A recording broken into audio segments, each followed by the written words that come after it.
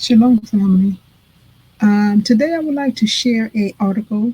Um, if you notice on my YouTube channel, I've been doing a lot of YouTube videos on this anthropologist by the name of Alex C. Lindsay. And the reason I like looking into her findings as far as her research is because she uses 5 different materials to justify her her premise based on the biblical proof, archaeology, and linguistic, migration studies, climate studies, molecular genetics. I did say linguistic and archaeology. So, anyways, I wanted to get into the Annu people. I have a book called it's a 1 and 2, volume 1 and volume 2, when the world was black, and it talks about the Annu people coming out of Africa, mainly in the Nile area, um, Upper Egypt, I think it is. But anyway, she's gonna. This is a little short, very short article. So let me start with. Um, it says that Abraham, our new ancestors, and this was written January 4th, 2012. And the article is by Alice C. Lindsay, which is a biblical anthropologist. Um, she has so many articles on the history and family of Abraham, Sarah, um, even Esau, so forth. But anyways, check out the website. It's called Just Genesis by Alice C. Lindsay. Now, some of the stuff I'm not that educated on. So some of the things that I want to say I do agree, but the things I do understand, I agree with from what little research that I do. But anyway, let's start with the article. The article says Abraham was the son of Terah, Tira, spelled Terah or Tera. Tira is a title that indicates a priest among the Annu of Hakodim and Okinawa among Abraham Proto-Saharan Nilotic ancestors. Now we know that this is in Sudan area, herders, farmers. It says the title was found among the rulers of their new rulers who inhabited the Upper Nile and migrated widely between 15,000 and 10,000 years ago. Anu sometimes appeared in an ancient text as Anu, or Hanu. The Anu were originally a Nilotic people. So what they did was they migrated from West Africa, and I'm going to show you this map right here. Let me show you the first one here. So share. So here's the Nile River, where she says they migrated from this area up through Mesopotamia, all through Japan, all area. We're everywhere. We scattered. Um, I don't know if you can call that part of the Bantu expansion, but this was definitely expansion with the Nubians. Here's Chad here, Sudan, Africa, Republican, Egypt. I think this is Upper Egypt. But I'm going to show you, here's Uganda down here, Ethiopia. And I'm believing this is a now White River, but also the Nile. And I'm going to show you on this next map. I think it's this one. Yeah, this one. So this one shows Lower Egypt and then Upper Egypt here in the Nile River.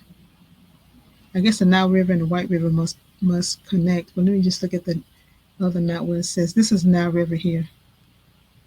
So right up in this area, here's Egypt, which is Upper Egypt. And then, no, I think that's Lower Egypt. That's Lower Egypt, and then Upper Egypt at the bottom. So over here would be Lower Egypt here, and then at the bottom would be Lower Egypt. And we know that Egypt was found on the Nile River, of course, as its history. So then, okay, so let's go to the rest of the article.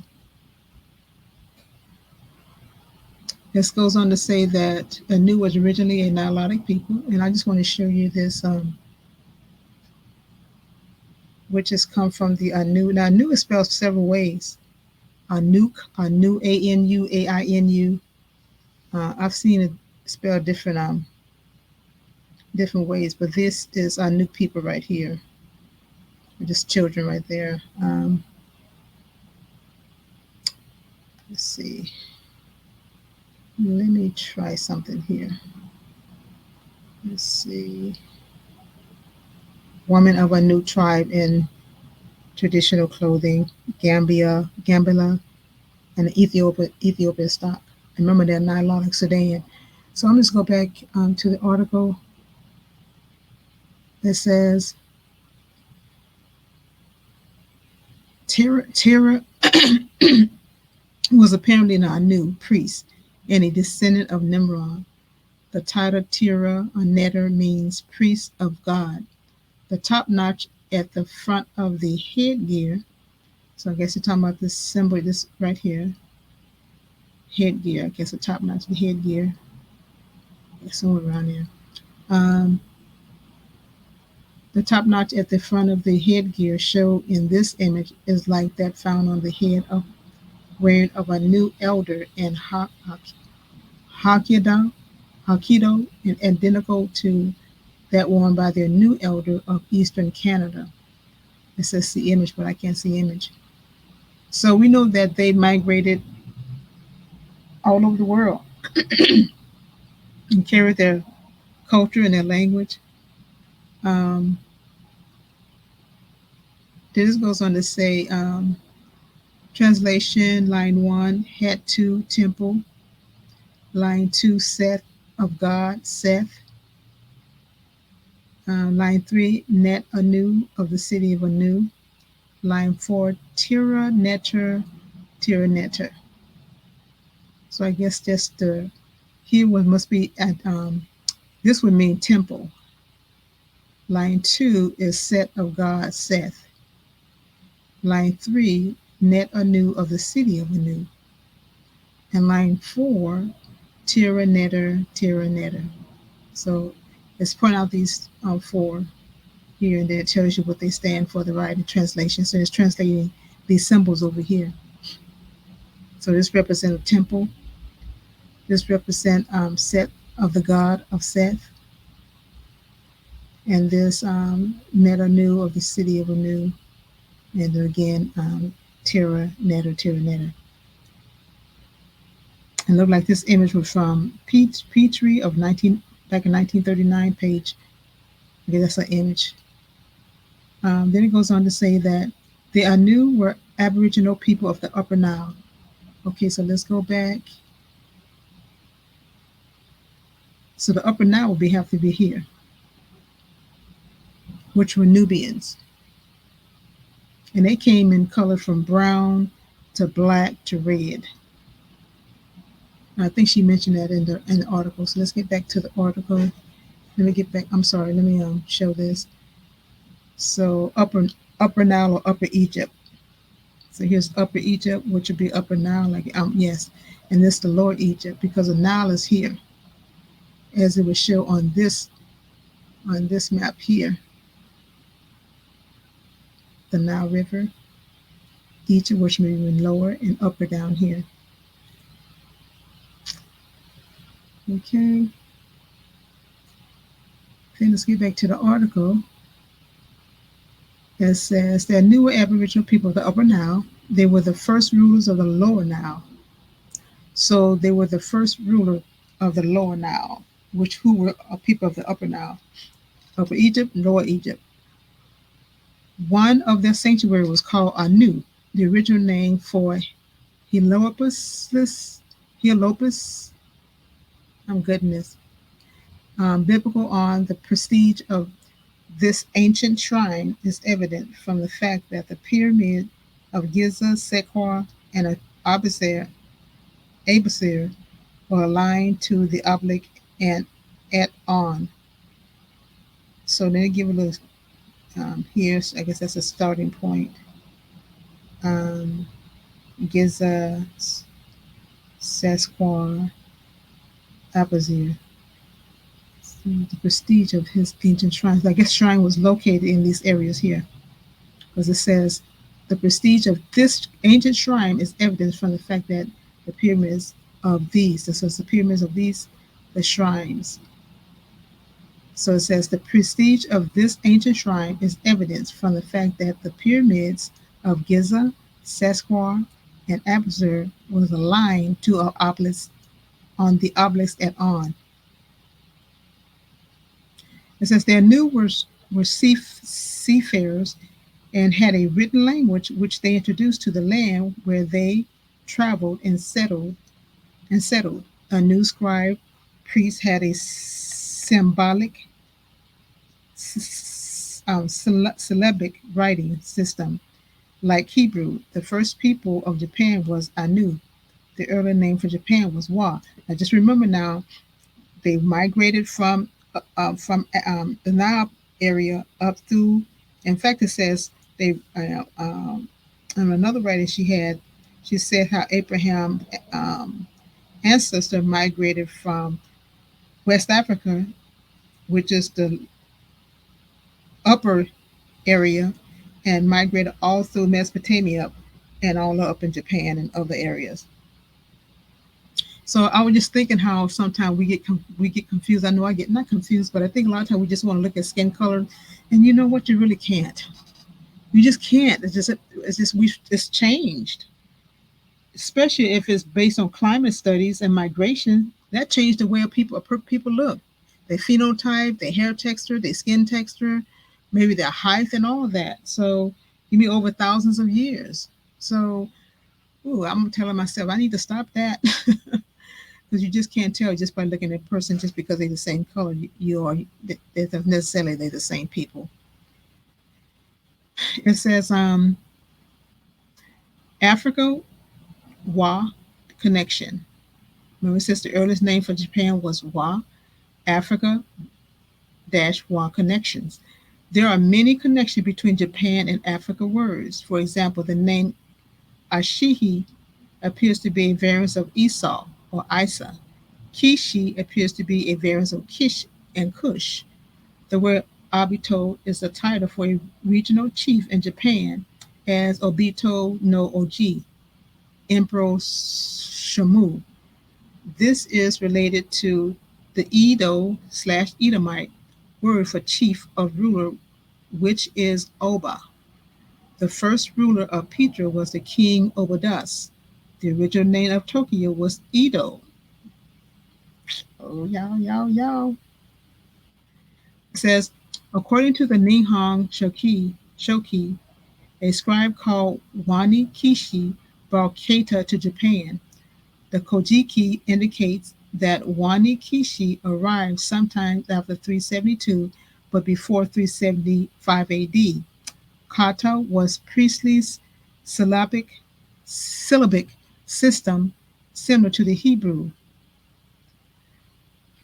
Wakishi is an African term found among the Bakandi of northern Rhodesia. It refers to the ancestor to which they offer prayers at a family altar called a shipanda. The resembles of the Shito family shrine. Now check that. This really blew my mind right here. Not blew my mind. It was just made things so clear to me that we just cannot go by look at a person and say they the same people as you or anyone else. It's a bloodline thing. It's a culture thing. It says, check this out. It says Hebrew. The K is this is a Hebrew, and then look at the similarity right here. Right? So but the Q, that's a Q, like a P here. So I don't know about that. That's kind of a little different, but this similar. The F is similar. I guess that's a L. That's a W. That's a H, S, and is. I guess that's a comma, whatever that is right there. That's pretty similar. That's kind of not mind blowing. Let's see, K-O-K-U-T-O, no, okay. Okay, so K is in ko, k, ka, to, no, fu, ri, wa, ha, sa, so, he, he. Hmm, that'd be a he. Wa, yeah, wa. Wa here, and then, okay, so, sa, so, hi, hi, or hey, or he. I was trying to take some, I was taking some um, Hebrew class for a while, and I had to stop because something came up. So I purchased some books for beginners, and I'm going to start kind of like maybe start, studying some of them, and get a little Hebrew in my pocket. Now here it has the RNWZKA, and it's Hebrew and with vocalic marks and Japan. So we know when they start putting the marks over the symbols, they change the sound and everything. I did kind of learn that a little. But anyway, here's the Hebrew right here in R, and then you have this little slash here with a vocalic mark, meaning that it changed the vocal sound, I think. And then you have this Japan, and here, and then N, T, T, like a T, huh? And then you have here W, and then you have Z, you have K, you have A. And then you have these letters, Hebrew letters, and then you have these symbols over them here. And then you go look at Japan, they have the same symbols, pretty much the same symbols. So this is the Hebrew in the alphabet. This is Japan in alphabet. And then they say when you add the marks, then it changes the sound of the word. So R for Ra, N for Na, W for U, Z for So, K for Key, and A for A. Or Ah. I guess A. So now you have here, group C, it says Hebrew. This is the Hebrew right in these alphabet. And then here's the Japanese. So they took the language with them. Just like the migration and the climate and the archaeology, linguistic, all of that proves that they migrated into these areas and just continue with their culture and their writings. That's what we did. That's what our people did. And they were in Africa, up in Lower Egypt. Oh, duh. So, but we have to understand too that way before Israel went into Egypt, thousands of years before that, they existed. Those priests existed. That's why, again, I understand why God called Abraham, because he was already a priesthood. He was already a priest line. He was already a priest. Now, it also says that Abraham had Hamitic. Abraham. Now, I think I was reading an article she did, which says that the mother was Hamitic and the father was Shemitic. And we know that was always part of Israel and Egypt. There always are kings, prophets, always, most of the time, married Hamitic women. No, Moses did. Joseph did. Um, I'm pretty sure some of the kings did too. So it says here, red Nubians. It says the Annu reportedly had a red skin tone and their men were beard. The Bible notes that the Edomites of Genesis 36 and David had a red skin tone. Esau was born hairy and red. It says the Nubians' ancestry of these people has largely been overlooked because of a common misconception that all Nubians are black, and they're not. Just like you say, all black folks are just one black cup, one color. Crazy. However, painting on the tombs and monuments of ancient Egypt showed both black and red Nubians. And also another one shows where they were black, red, and brown. And this is a detail from Apolito Rossellini drawing from the 1828 Franco-Tuscan expedition into Egypt. I think that's about it. Now here's some questions people had with asked us several questions. So she wanted to answer them. So I don't know if I want to go through it. I guess I could go through. I want to go through this one right here. It says, where's she at? Let me go ahead and read. Let me go ahead and read a couple of them. It says, and this is Alice responding. Oh, I think she responded. No, let's go here. Okay, anonymous. What was the region of the Annu in the Upper Nile? What was the religion of the Annu in the Upper Nile? She goes on to say that they were devotees of the Creator and His Son, who they believed to be conceived miraculously. This is the origin of the Mosaic expectation, and sees the article that she gave her to go do her research. And I guess that's what I kind of like about her. She just don't put stuff out there, and even if you people don't be like don't believe that she's correct on some of her stuff, the fact that she gives you an opportunity to go research for yourself, and she gives her sources, and that's what I like about her.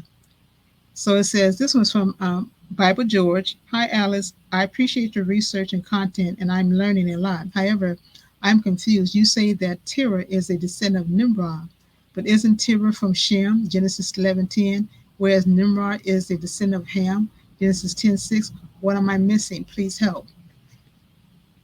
So she goes on to say here that George, the line of Ham and Shem intermarried. They did, and as was the practice of the caste in the ancient world. The lines were royal and priestly. The god of Shem and the god of Ham were one and the same. Then she give a source. Naphtali. To be more precise, at one time, all people shared the same belief system and the same god or gods, only the under different description and languages. The deity and deities of Shem and Shem was also the same as Yefet. Race, as we use the term today, is a modern political construct and not a part of ancient mindset. It isn't. I agree. Because I had that mindset too, and I'm getting out of it. It says, and then she goes on to say her response, Alice response, Naphtali, the high god was called by many different names in the ancient world. Lesser deities or divine powers served the high god.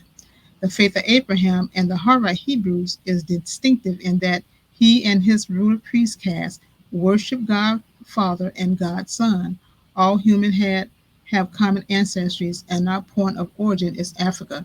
To this day, and Africa has the greatest genetic diversity of any continent. It's kind of funny that I hear white people say that, and I'm not trashing them or bashing them for it. But there was a time when they didn't want to be connected to Africa. Oh no, we're not from Africa. I used to hear it when I was growing up. They don't want to have any part from Africa. But now all of a sudden, maybe because of the research, and the change in the mindset, that maybe that's why they can see that they came to that conclusion. But anyway, I just thought I'd share that little short article.